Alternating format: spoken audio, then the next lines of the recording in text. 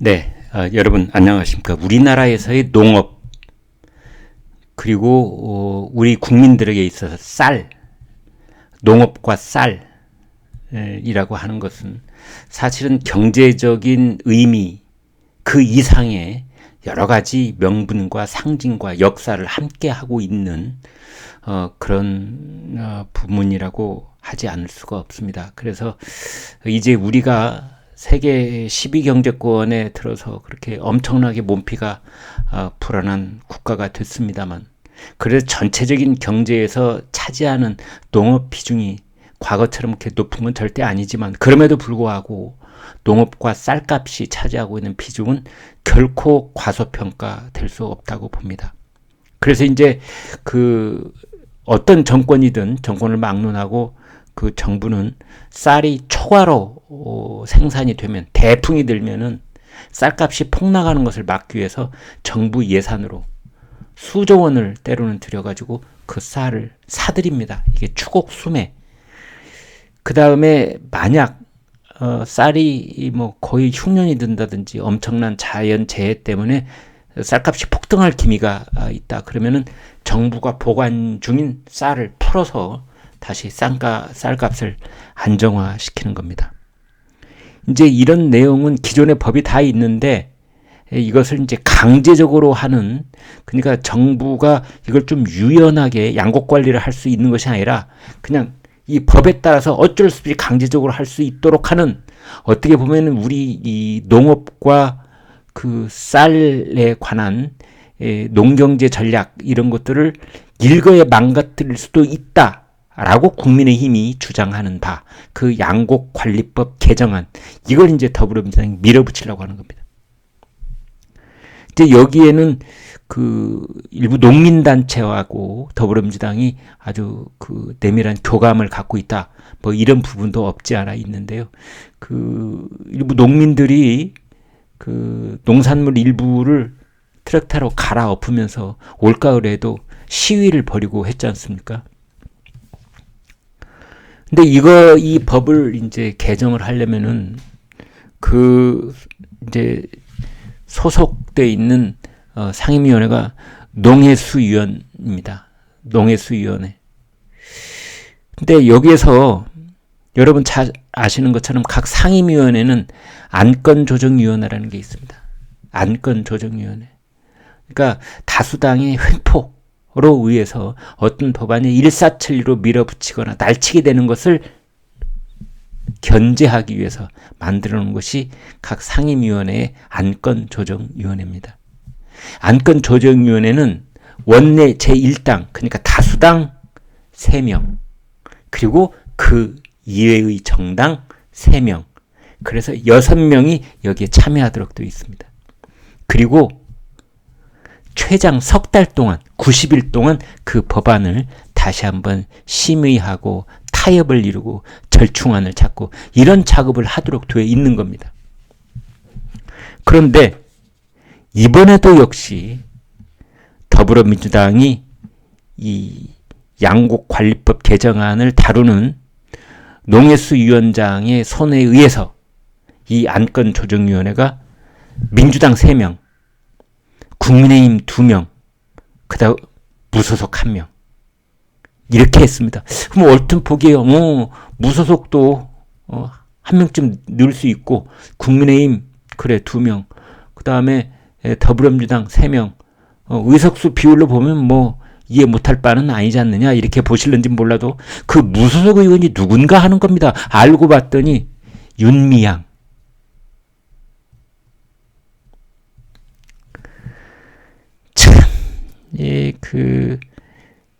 정대협 대표를 지내면서 그 위안부 할머니 돈을 1억 원을 횡령하고 배임했다는 혐의로 민주당에서 제명이 됐던 사람입니다.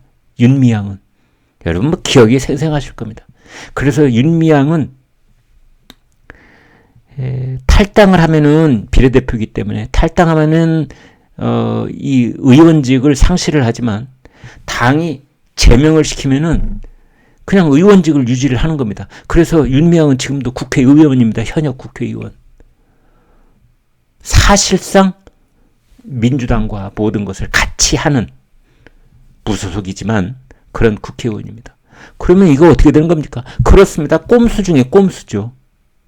민주당 3명, 국힘당 2명, 무소속 1명 이렇게 돼 있지만 속내는 알고 보면 민주당 4명, 국민의힘 2명. 그 안건조정위원회는요, 4명이 참석하면 다 결정이 이루어지도록 되어 있습니다. 그래서 안건조정위원회가 90일 동안 심의할 수 있는 것을 심의 필요 없어. 바로 전체회의에 붙여가지고 상임위 통과, 본회의 붙이자 이렇게 할 수 있는 겁니다. 이번에도 이제 안건조정위원회를 만들어 주세요라고 국민의힘이 요청을 하자 더불어민주당이 그 농해수 위원장입니다. 위원장이 좋아 안건조정위원회 당신들이 요구하면 만들도록 돼 있지. 만들고 말고. 그래서 민주당 3, 국민의힘 2, 무소속 1 어떻소? 됐소? 알고 보니까 그게 무소속이 윤미향입니다.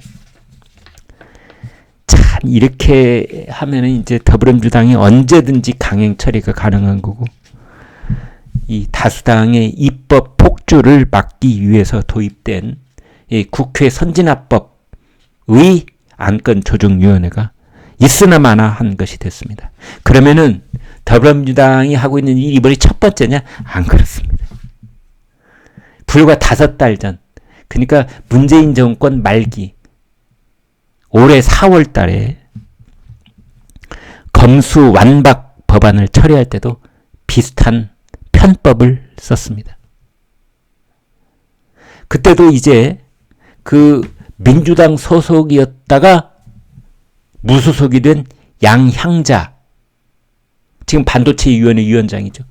그러니까 이 민주당이었다가 무소속인 양향자 의원을 안건조정위원회에 끌어들여가지고 양향자가 그래도 뭐 민주당하고 생각이 똑같을 거야.